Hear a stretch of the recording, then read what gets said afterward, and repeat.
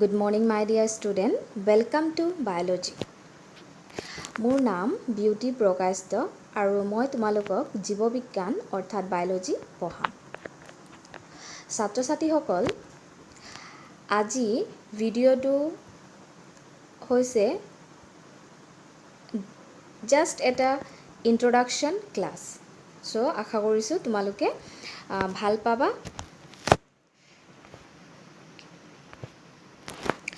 Introduction to science. ছাত্ৰ-ছাত্ৰীসকল, science অৰ্থাৎ বিজ্ঞান। আমিতো বহুত বছৰ ধৰি স্কুলত বিজ্ঞানৰ এখন কিতাপ পঢ়ি আহিছোঁ, হয়নে নহয়? আৰু বহুত বছৰ ধৰি সেই কিতাপখনত থকা কথাবোৰো আমি গম পাই আহিছোঁ যে বিজ্ঞান কি হয়। এতিয়া যদি কোনোবাই তোমালোকক সোধে যে বিজ্ঞান কি হয়, যিহেতু তোমালোকে এতিয়া বিজ্ঞান শাখাতে নামভৰ্তি কৰিছা, তেতিয়াহ'লে আমিতো জানিব লাগিব যে বিজ্ঞান কি হয়।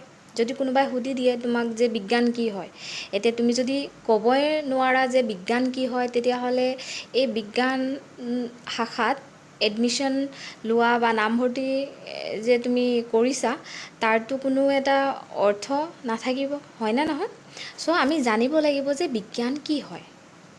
এতিয়া যদি কোনোবাই কৈ দিয়ে যে বিজ্ঞান কি, তেতিয়াহ'লে আমি একেবাৰে সাধাৰণ ভাষাত ক'ব পাৰোঁ যে বিজ্ঞান কি হয়, যি কোনো এটা বস্তুৰ যদি আমি তাৰ তথ্য ওলাব বিচাৰোঁ, তাৰ বৈজ্ঞানিক দৃষ্টিভংগীৰে আমি যদি বস্তুটো অধ্যয়ন কৰোঁ আৰু তাৰ পৰা যদি আমি আমাৰ প্ৰশ্নৰ উত্তৰবোৰ পাওঁ, তেতিয়াহ'লে সেই পদ্ধতিটোকে আমি কি বুলি ক'ম? বিজ্ঞানৰ অধ্যয়ন, হয়নে নহয়? চ' আমাৰ চাৰিওপিনে আমাৰ বহুতো কিছুমান প্ৰশ্ন মনলৈ আহিব পাৰে, কিছুমান বস্তু চাই। যদি আমি সেই বস্তুবোৰক আমি কিছুমান চাইণ্টিফিক ৰিজনিঙেৰে কিছুমান অধ্যয়ন কৰোঁ, তেতিয়াহ'লে ইয়াকে আমি কি বুলি ক'ম? বিজ্ঞান। চ' বিজ্ঞান হৈছে এনে এটি অধ্যয়ন য'ত আমি বস্তুবোৰক বা যিকোনো কথাই হওক, তাৰ এটা কি থাকিব লাগিব? প্ৰমাণ থাকিব লাগিব। তুমি প্ৰমাণ কৰি দেখাব লাগিব যে এই বস্তুটোৰ বাস্তৱ এইটোৱে হয়। আৰু যদি প্ৰমাণ কৰি আমি দেখাব নোৱাৰোঁ, তেতিয়াহ'লে এইটো কি নহয়? বিজ্ঞান নহয়। বিজ্ঞানে সদায় কি বিচাৰে? প্ৰমাণ বিচাৰে, হয়নে নহয়? আৰু যদিও তুমি ধৰি লোৱা একেবাৰে প্ৰমাণ দেখাব পৰা নাই, তথাপিও কিছুমান এনেকুৱা ইংগিতটো তুমি দিব লাগিব যে এনেকুৱা বস্তুটো এনেকুৱা হৈছে, হয়নে নহয়? চ' এইবোৰেই হৈছে বিজ্ঞান। এতিয়া তোমালোকে যোৱা বছৰত, হয়নে নহয়, বা ক্লাছ 10ত তোমালোকে এখন বিজ্ঞান কিতাপ এখন পঢ়ি আহিলা, হয়নে নহয়? সেই কিতাপখনত বিশেষ কিছুমান ভাগ আছিলে নাই? চ' তোমালোকে যদি ভালকৈ কিতাপখন পঢ়া, তেতিয়াহ'লে চাবা যে তাত 3টা ভাগ আছে। অ'কে, চ' আজি আমি চাওঁ যে তোমালোকে ক্লাছ 11ত বা হায়াৰ ছেকেণ্ডেৰী ফাৰ্ষ্ট ইয়েৰত তোমালোকে সেই ক্লাছ 10ৰ বুকখনৰ কোন 3টা ভাগ তোমালোকে পঢ়িব লাগিব, হয়নে নহয়? চ' ক্লাছ 10ত কি আছিলে? তোমালোকৰ অকল এখনে বুক আছিলে নাই? চ' সেই বুকখনৰে কি হৈছে, এতিয়া তোমালোকে ক্লাছ 11 আৰু 12ৰ সেই বুকখনৰকে কি কৰা হৈছে? ভাগ কৰা হৈছে। 3টা ভাগ কৰা হৈছে আৰু এই 3টা ভাগে তোমালোকে পঢ়িব লাগিব। প্ৰথম ভাগটি হৈছে পদাৰ্থ বিজ্ঞান, যাক ফিজিক্স বুলি কোৱা হয়। অ'কে, চ' এতিয়া তোমালোকে মন কৰা যে তোমালোকৰ ছায়েন্স বুক ক্লাছ 10ত চাবা যে কিছুমান বুকখনৰ কিছুমান কথা আছিলে পদাৰ্থ বিজ্ঞানৰ, আছিলে নাই? এতিয়া আমি পদাৰ্থ বিজ্ঞানত একচুৱেলি কি পঢ়োঁ, হয়নে নহয়? এতিয়া আমাৰ কিছুমান প্ৰশ্ন আছে। আমাৰ চাৰিওপিনে যদি আমি চাওঁ, তেতিয়াহ'লে আমাৰ কিছুমান প্ৰশ্ন আছে। সেই প্ৰশ্নবোৰৰ উত্তৰ আমি ক'ত পাম? পদাৰ্থ বিজ্ঞান। আৰু পদাৰ্থ বিজ্ঞানে সেই প্ৰশ্নবোৰৰ উত্তৰ আমাক দিব। যেনে ধৰি লোৱা আকাশখন নীলা কিয় হয়, হয়নে নহয়? আকাশখন আমি কৈছোঁ সদায় যে নীলা হয়, হয়নে নহয়? চ' আমি কেতিয়াও কোৱা নাই যে স্কাই ইজ ব্লু, সদায় আমি কওঁ যে স্কাই ইজ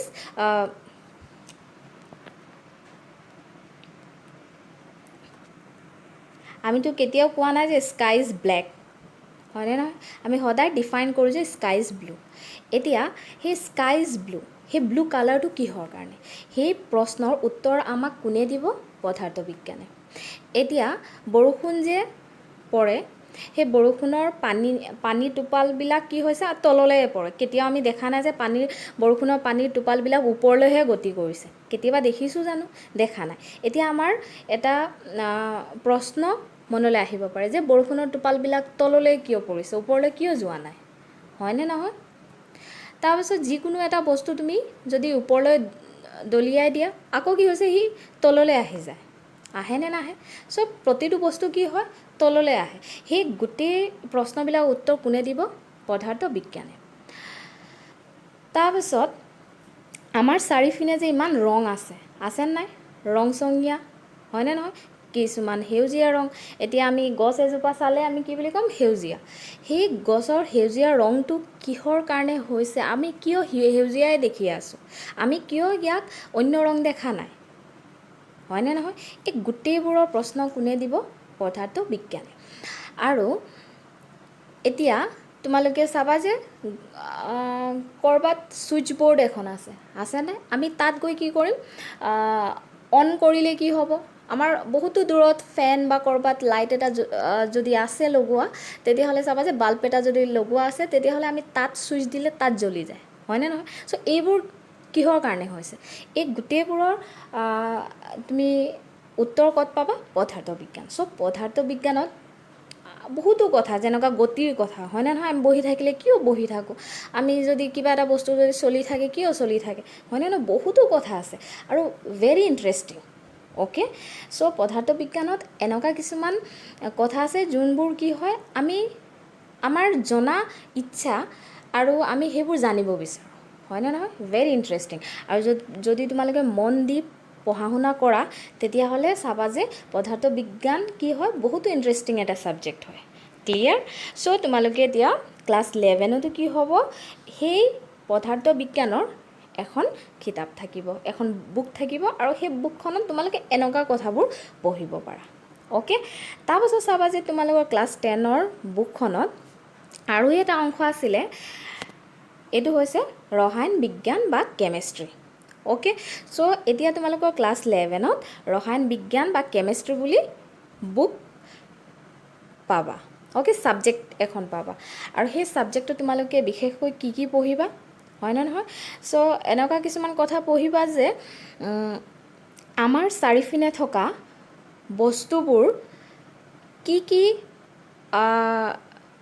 বস্তুবোৰত কি ৰাসায়নিক পদাৰ্থসমূহ আছে। অ'কে, চ' কি অণু আছে, কি পৰমাণু আছে, এইবোৰৰ কথা পঢ়িবা তোমালোকে। তাৰপাছত দ্ৰব্যৰ কথা পঢ়িবা, হয়নে নহয়? চ' তোমালোকে ইয়াত কাৰ্বন কিছুমান যৌগৰ বিষয়ে পঢ়িবা। অ'কে, আৰু ইয়াত তোমালোকে কিছুমান এচিড, বেছ, অ'কে, তাৰপিছত চল্টৰ কথা পঢ়িবা। এইবোৰতো পঢ়ি আহিছা।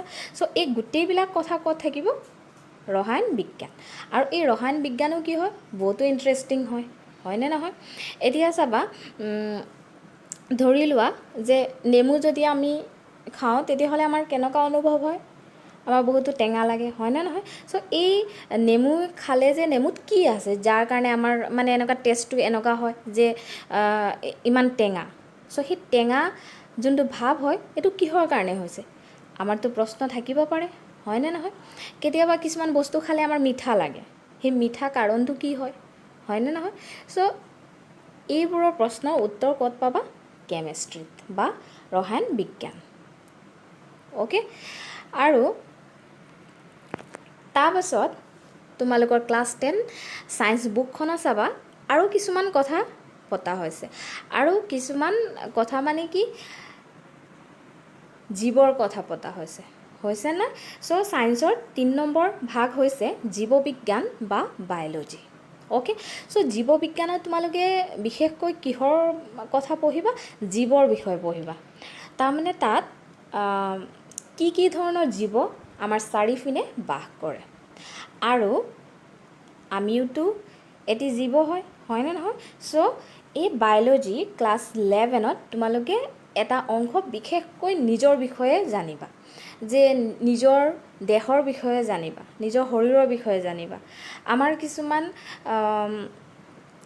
চাবা যে কেতিয়াবা কি হয় বহুতো কথা আছে ইয়াত তোমালোকে কিছুমান অনুভৱৰ কথাও জানিবা যে আমাৰ কেতিয়াবা যে খং উঠি যায় কেতিয়াবা ভাল লাগে সেইবোৰো কিহৰ কাৰণে হয় এই গোটেইবোৰৰ প্ৰশ্নৰ উত্তৰ তোমালোকে এই বায়'লজি বা জীৱ বিজ্ঞানত পাবা আৰু ক্লাছ 11ত সেইবোৰ কথা তোমালোকে একেবাৰে ডিটেইলছত পঢ়িব পাৰিবা ওকে তাৰপাছত চাবা যে আমাৰ দেহত কি অংগ আছে আৰু কোন অংগই কি কাৰ্যৰ লগত জড়িত এই গোটেইবোৰ কথা ক'ত পঢ়িব পাবা জীৱ বিজ্ঞান বা বায়'লজি ওকে চ' বায়'লজি আমি পঢ়িব লাগিব হয়নে নহয় এতিয়া চোৱা আমি যদি আমাৰ নিজৰ দেহৰ বিষয়ে নাজানো তেতিয়াহ'লে কোনো কাম আছে জানো নাই আমি আমাৰ নিজৰ বিষয়ে প্ৰথম জানিব লাগিব আমাৰ চাৰিওপিনে থকা জীৱৰ বিষয়ে জানিব লাগিব সিহঁতৰ লগত আমাৰ সম্পৰ্ক কি আমাৰ সম্পৰ্ক পৰিৱেশৰ লগত কি হয়নে নহয় এই গোটেইবোৰ কথা আমি ক'ত পঢ়িম বায়'লজিত ওকে চ' আশা কৰিছোঁ তোমালোকৰ এতিয়া কোনো ডাউটছ নাই ছায়েন্সত আমি কি ছাবজেক্ট বিশেষকৈ পঢ়িব লাগে প্ৰথমটো হৈছে পদাৰ্থ বিজ্ঞান তাৰপাছত হৈছে ৰসায়ন বিজ্ঞান তাৰপাছত হৈছে জীৱ বিজ্ঞান এই তিনিটা ছাবজেক্টৰ উপৰিও তোমালোকে হাই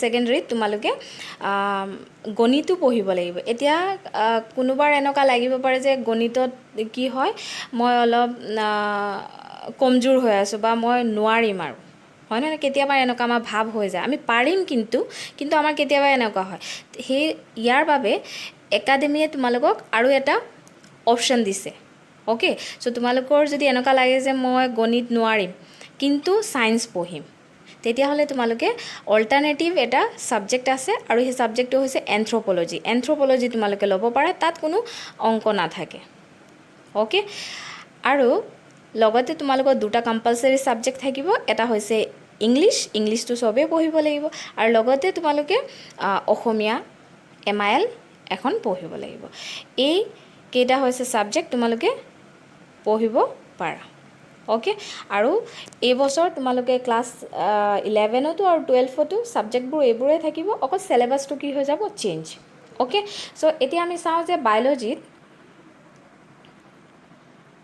বা জীৱ বিজ্ঞানত আমাৰ মাৰ্ক ডিষ্ট্ৰিবিউশ্যনবোৰ কেনেকুৱা কৰা হৈছে জীৱ বিজ্ঞানৰ মুঠ নম্বৰ হৈছে 100 চ' 100 নম্বৰ থাকিব ওকে 100 মাৰ্কছ হয় জীৱ বিজ্ঞান টোটেল হৈছে 100 মাৰ্কছ তাৰ ভিতৰত 70 মাৰ্কছ হৈছে থিয়ৰী আৰু 30 মাৰ্কছ হৈছে প্ৰেক্টিকেল ওকে চ' থিয়ৰী তোমালোকে 70 মাৰ্কছ দিব লাগিব এক্সাম আৰু প্ৰেক্টিকেল 30 মাৰ্কছৰ ওকে মাই ডিয়াৰ ষ্টুডেণ্ট আহা এতিয়া আমি চাওঁ যে জীৱ বিজ্ঞানৰ সেই 70 মাৰ্কছ থিয়ৰী কিদৰে মাৰ্কছসমূহ ডিষ্ট্ৰিবিউট কৰা হৈছে বা মাৰ্কছসমূহ ভগোৱা হৈছে বিভিন্ন পাঠসমূহত ওকে চ' তোমালোকে জীৱ বিজ্ঞান NCERT বুকখন কিনি ল'বা বজাৰৰ পৰা বা য'ৰ পৰাই হওক তোমালোকে লৈ ল'বা আৰু তাত চাবা যে সূচীপত্ৰ আছেনে প্ৰতিখন কিতাপতে থাকে হয়নে নহয় সেই সূচীপত্ৰখন কণ্টেণ্টখন ওলাই তোমালোকে চাবা যে তাত unit 1 unit 2 unit 3 unit 4 unit 5 লিখা আছে আৰু এই ভিডিঅ'টো যেতিয়াই তোমালোকে চাবা সেই সূচীপত্ৰখন ওলাই ল'বা ওকে আৰু যদি তোমালোকৰ লগত এতিয়া জীৱ বিজ্ঞানৰ টেক্সট বুক নাই তেতিয়াহ'লে তোমালোকে কি কৰিবা ভিডিঅ' চোৱাৰ লগে লগে তোমালোকে বায়'লজি কপি এখন বনাবা আৰু বায়'লজি কপিত এইবোৰ লিখি যাবা ওকে চ' এতিয়া আমি চাওঁ যে থিয়ৰী 70 মাৰ্কছ কিদৰে ভাগ কৰা হৈছে বিভিন্ন ইউনিটত ইউনিট 1ৰ নাম হৈছে জীৱ জগতৰ বৈচিত্ৰতা okay diversity of living world এই জীৱ জগতৰ বৈচিত্ৰতাত এইটোত চাবা 7 মাৰ্ক চ' এই ইউনিটত কভাৰ হ'ব কিমান মাৰ্ক 7 মাৰ্ক তাৰপাছত চাবা ইউনিট 2 উদ্ভিদ আৰু প্ৰাণীৰ দৈহিক গঠন। চ' ইউনিট 2 নাম হৈছে উদ্ভিদ আৰু প্ৰাণীৰ দৈহিক গঠন, structural organisation in plants and animals. So' এই ইউনিটৰ 12 মাৰ্কছ আছে। অ'কে, তাৰপাছত ইউনিট 3 কোষ গঠন আৰু কাৰ্য, চেল ষ্ট্ৰাকচাৰ্ছ এণ্ড ফাংচন। চ' এই কোষ গঠন আৰু কাৰ্যত এই ইউনিটটোত 15 মাৰ্কছ আছে। অ'কে, তাৰপাছত ইউনিট 4 উদ্ভিদ শৰীৰ বিজ্ঞান, প্লাণ্টছ ফিজিঅ'লজি, এই ইউনিটটোত 18 মাৰ্কছ আছে। তাৰপাছত ইউনিট 5 মানুহৰ শৰীৰ প্ৰক্ৰিয়া, হিউমেন ফিজিঅ'লজি, ইয়াত আছে 18 মাৰ্ক। চ' মুঠতে কিমান মাৰ্ক আছে? 70। চ' টোটেল হৈছে 70 মাৰ্ক, আৰু 70 মাৰ্ক এইদৰে ভাগ কৰা হৈছে বিভিন্ন ইউনিটত। অ'কে, এতিয়া আমি চাওঁ যে প্ৰতিটো ইউনিটৰ ভিতৰত কেইটা লেচন আছে, চেপ্টাৰ আছে। অ'কে, এতিয়া চোৱা ইউনিট 1 জীৱ জগতৰ বৈচিত্ৰতা, diversity of living world, marks হৈছে 7, আৰু ইয়াৰ ভিতৰত চেপ্টাৰ 1 জীৱ জগত দ্য লিভিং ৱৰ্ল্ড, চেপ্টাৰ 2 জীৱৰ বৰ্গীকৰণ, বায়'লজিকেল ক্লাছিফিকেশ্যন, চেপ্টাৰ 3 উদ্ভিদ ৰাজ্য, প্লাণ্ট কিংডম, চেপ্টাৰ 4 প্ৰাণী ৰাজ্য, এনিমেল কিংডম। চ' এই 4টা চেপ্টাৰ ইউনিট 1ৰ ভিতৰত আছে, আৰু এই 4খন চেপ্টাৰৰ পৰা 7 মাৰ্কছ আহিব তোমালোকৰ এক্সামৰ কাৰণে। অ'কে, চ' এই 7 মাৰ্কছৰ কাৰণে তোমালোকে এই 4টা চেপ্টাৰ পঢ়িব লাগিব। অ'কে, চ' জীৱ জগতৰ বৈচিত্ৰতাৰ যোনটো ইউনিট হয় ইউনিট 1, ইয়াৰ ভিতৰত 4খন চেপ্টাৰ আছে। জীৱ জগত, প্ৰথম চেপ্টাৰ হৈছে জীৱ জগত, 2 নম্বৰ হৈছে জীৱৰ বৰ্গীকৰণ, 3 নম্বৰ হৈছে উদ্ভিদ ৰাজ্য, 4 নম্বৰ হৈছে প্ৰাণী ৰাজ্য। অ'কে, তাৰপাছত ইউনিট 2 উদ্ভিদ আৰু প্ৰাণীৰ দৈহিক গঠন, structural organisation of plants and animals. So' এই ইউনিটটোৱে কভাৰ কৰিছে 12 মাৰ্কছ, আৰু এই ইউনিটৰ আণ্ডাৰত কোন কোন চেপ্টাৰ আছে চাই লোৱা। চেপ্টাৰ 5 সপুষ্পক উদ্ভিদৰ বহিগঠন, morphology of flowering plants. Chapter 6 সপুষ্পক উদ্ভিদৰ অন্তঃগঠন, anatomy of flowering plants. Chapter 7 প্ৰাণীৰ গঠনিক সংগঠন, structural organisation in animals. So' এই 3টি পাৰ্টৰ পৰা তোমালোকৰ 12 মাৰ্কছ কভাৰ হ'ব। অ'কে, চ' উদ্ভিদ আৰু প্ৰাণীৰ দৈহিক গঠনত 12 মাৰ্কছ আছে, আৰু এই 12 মাৰ্ক এই 3টা চেপ্টাৰত ভাগ কৰোৱা হৈছে। অ'কে, চ' আশা কৰিছোঁ তোমালোকে বুজি পালা যে কিদৰে মাৰ্কছ ডিষ্ট্ৰিবিউশ্যন কৰা হৈছে, মাৰ্কছবোৰ ভগোৱা হৈছে। চ' ইউনিট 2ৰ 12 মাৰ্ক আছে, আৰু এই 12 মাৰ্ক এই 3টা চেপ্টাৰৰ পৰা আহিব। অ'কে, তাৰপিছত ইউনিট 3 কোষ গঠন আৰু কাৰ্য, চেল ষ্ট্ৰাকচাৰ্ছ এণ্ড ফাংচন। চ' এই ইউনিটত 15 মাৰ্ক আছে, আৰু এই 15 মাৰ্ক কেইখন চেপ্টাৰ আমি পঢ়িব লাগিব? চেপ্টাৰ 8 কোষ জীৱৰ একক, cell the unit of life, chapter 9 জৈৱ অণু, বায়'মলিকুলছ, চেপ্টাৰ 10 কোষ চক্ৰ আৰু কোষ বিভাজন, cell cycle and cell division. So' এই 3টা চেপ্টাৰ, চেপ্টাৰ 8, চেপ্টাৰ 9, চেপ্টাৰ 10, এই 3টা চেপ্টাৰত 15 মাৰ্কছ কভাৰ হৈছে। অ'কে, চ' তোমালোকে চাইছা যে এই 3খন চেপ্টাৰ কি হয় 15 মাৰ্কছ কভাৰ হৈছে। ইম্পৰ্টেণ্ট হয়নে নহয়? অ'কে, চ' তাৰপাছত ইউনিট 4 উদ্ভিদৰ শৰীৰ বিজ্ঞান, প্লাণ্ট ফিজিঅ'লজি। চ' এই ইউনিটটোত 18 মাৰ্কছ কভাৰ হৈছে, আৰু এই ইউনিটটোত তোমালোকে বিশেষকৈ উদ্ভিদৰ বিষয়ে অধ্যয়ন কৰিবা, উদ্ভিদৰ বিষয়ে পঢ়িবা। উদ্ভিদৰ দেহত কি কি কাৰ্য হয়, উদ্ভিদৰ বৃদ্ধি কেনেকুৱা হয়, উদ্ভিদে ফল ধাৰণ কেনেকুৱা কৰে। অ'কে, চ' উদ্ভিদৰ বিষয়ে গোটেই কথাবোৰ এই ইউনিটে তোমালোকক ক'ব। অ'কে, আৰু এই ইউনিটে তোমালোকক কভাৰ কৰিব out of 70 marks theory 18 marks, তেতিয়াহ'লে এই ইউনিটটো ইম্পৰ্টেণ্ট হয় নে নহয়? এতিয়া আমি চাওঁ এই ইউনিটৰ ভিতৰত কি কি চেপ্টাৰ পৰিছে। চেপ্টাৰ 11 উদ্ভিদ দেহত পৰিবহণ প্ৰক্ৰিয়া, ট্ৰান্সপৰ্ট ইন প্লান্টছ।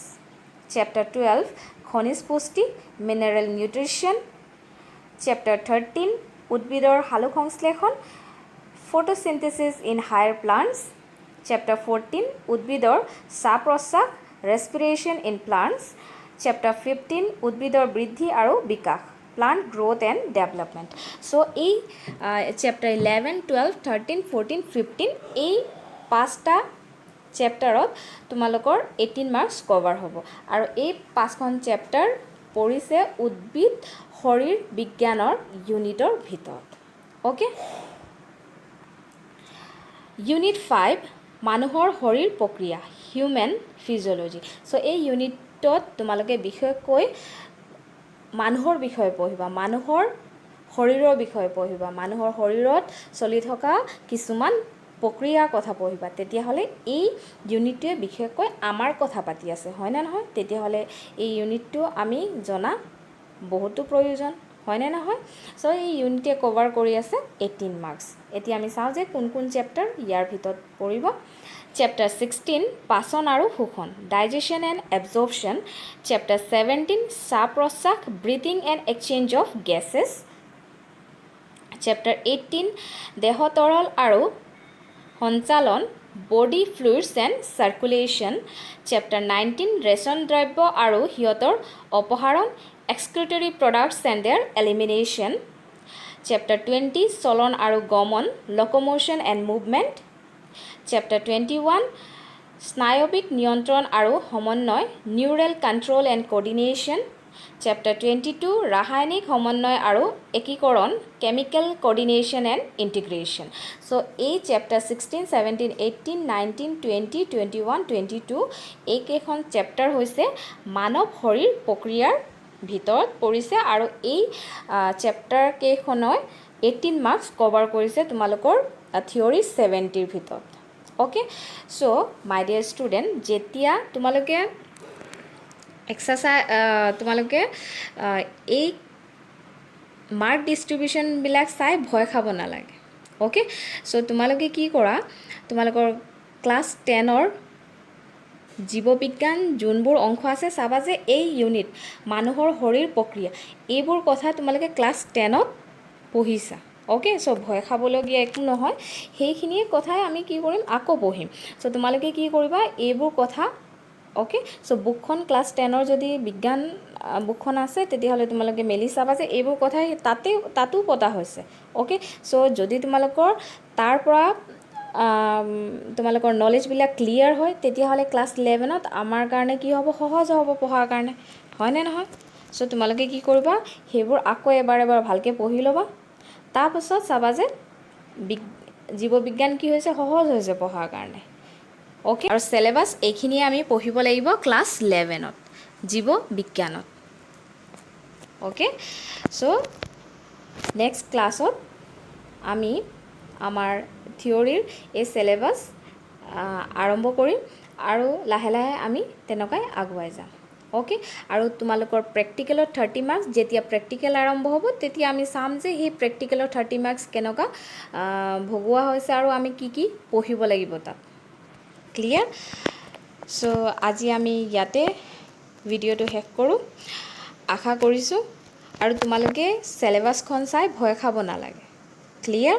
চ' আমি কি কৰিব লাগিব, পঢ়া শুনাবিলাক আমি এনজয় কৰি পঢ়িব লাগিব, হয়নে নহয়? আমি ফূৰ্তি হৈ পঢ়িব লাগিব। আমি কোনো ষ্ট্ৰেছ লৈ যদি পঢ়োঁ তেতিয়াহ'লেতো আমাৰ ভাল নালাগিব, হয়নে নহয়? চ' আমি বায়'লজি সদায় এনজয় কৰি পঢ়িব লাগিব। অ'কে, চ' আমি এইটো ভাবিব লাগিব যে বায়'লজি বা জীৱবিজ্ঞান আমি আমাৰ নিজৰ বিষয়ে পঢ়ি আছোঁ। আৰু শুনা, কোনোবাই যদি আমাৰ বিষয়ে যদি কয় কিছুমান কথা, ভাল কথা, তেতিয়া আমাৰ ভাল লাগে নে নালাগে? লাগে। তেতিয়াহ'লে বায়'লজিও আমাৰ বিষয়ে ভাল কথাই কৈ আছে, তেতিয়াহ'লে বায়'লজি পঢ়িও আমাৰ ভাল লাগিব লাগে। তেতিয়াহ'লে আমি ভিডিঅ'টো ইয়াতে শেষ কৰোঁ। Thank you and have a good day.